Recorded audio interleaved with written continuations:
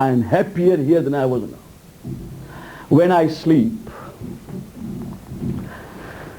I don't know what happens. Fuqaha have said that sleeping makes wuzu batil. You know what they have described sleeping as? Sleeping in the majlis.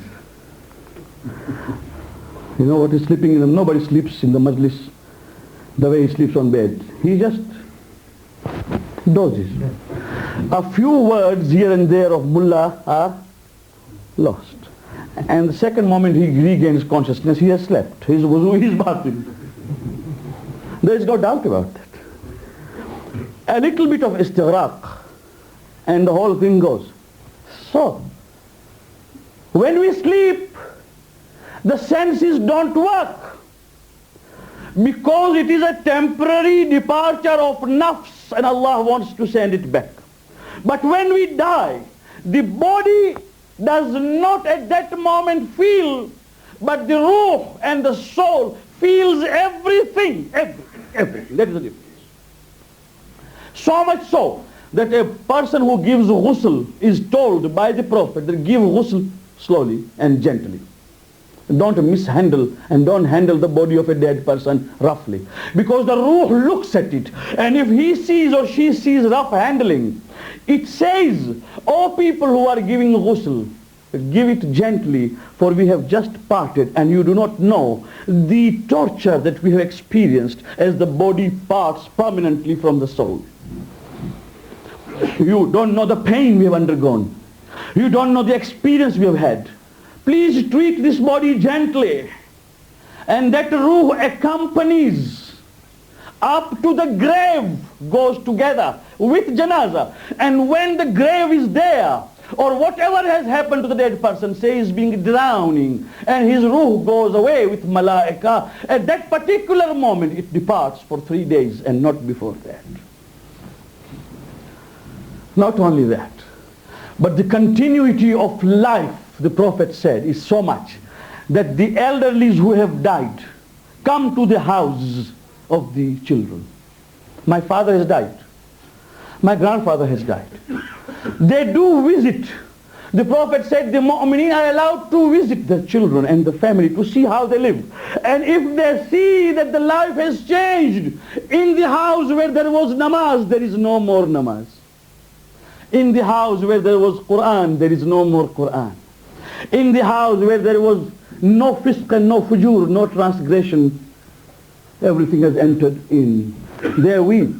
They say, "Oh my children, my death was a lesson to you. Did you think you are going to live on earth forever? That you have forgotten all the lessons? You are going to follow the same way?" The Prophet said this, that remember, especially on Thursdays and Fridays, the ruh and spirits of the mu'mineen are allowed to visit their friends and also their families. May Allah not bring that day that my father's spirit comes in my house, his soul, and sees me, namaz-e-subuh going, sees me. Oh, there was a time when we had to travel to do a sin. I'm an old man now, so that's why I talk of times. Those of you who are my age but look younger are really very lucky. But with the burden that I have grown old soon. Very old. Older than I should be.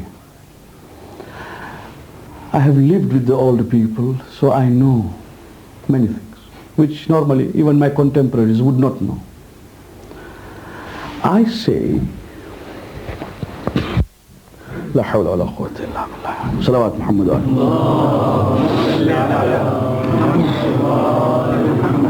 What was I talking about? What was I talking about? To travel for the sin. Yes, we had to travel for the sin. We had to travel for the sin. You know what I mean? The friend would come and say, "Yeah, aaj raat na chhe ne, Chamba में 4 mile दूर एक music party से जाऊं."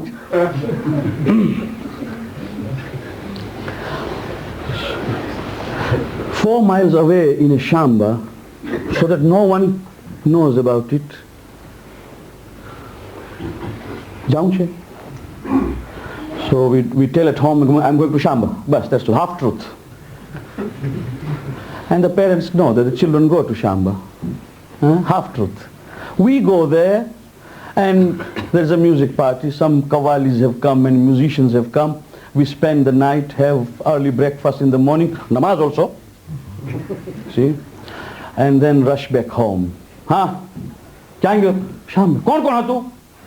you name all the friends. You know that they will also not say at home what has happened.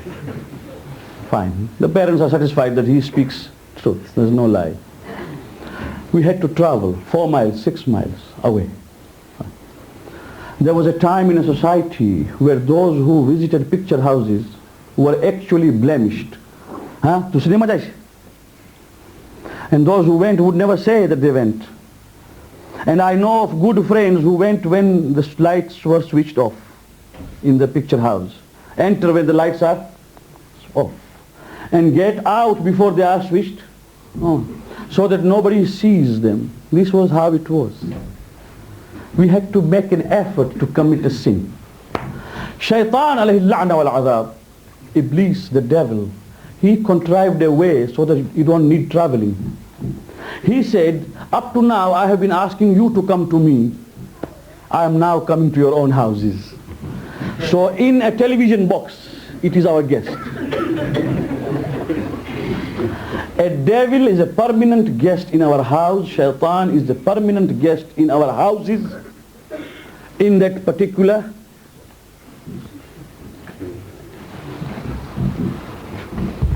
tube, or call it TV. Now, anything can be used for any good purpose. You can take a knife to cut a fruit. You can take a knife to use for your kitchen. You can take a knife for any innocent and innocuous use. You can take a knife and also kill someone. You can take a television and have documentary or educational things, films being shown to you for your own education. You can take the TV for news broadcast, for news summary, or whatever it be. But that TV, 90% of it has got a different purpose. 10% is for those innocuous, innocent programs. 90% of it is brainwashing through the media. We know it. Telling us in a subtle way how a woman and man can live without getting married. How a child can answer back to the father and mother saying that she is or he is independent and that mind your own business. How they can pass adverse remarks against religion. How can they make a mockery of life after death? All these things, although I'm going to discuss next Friday inshallah on life after death according to the modern scientists. But today is not my subject. But I'm going to tell you exactly how these things are conveyed to the minds of the younger generation. The devil has come at home, and I don't know what is happening to the roof of my father or my grandfather, where it enters the house and says, oh, for the first time it might think that the house has changed into a cinema house. And it will take time for it to realize that the house is not a cinema house, but there is a small cinema already in a corner. There is no more any need to travel to go to picture house, the picture house in the house. There is no need to travel to the music party and hide yourself. The music party is in the house. So, we are living in an era where unless we do not control our own selves, we cannot survive. And the amal which we do, however distasteful it is, when the music in the house is not allowed, it is distasteful to young people. Mulla said, haram. Now look, we are not even allowed to hear at good voices. It's haram. When it is stopped, when such programs are being monitored which the children should not see, and if they see, there should be children of the age who can understand and discern, not those children who will be misled. There are certain programs which cannot be seen with father, mother, daughter and son sit together unless there is no haya and no ghaira.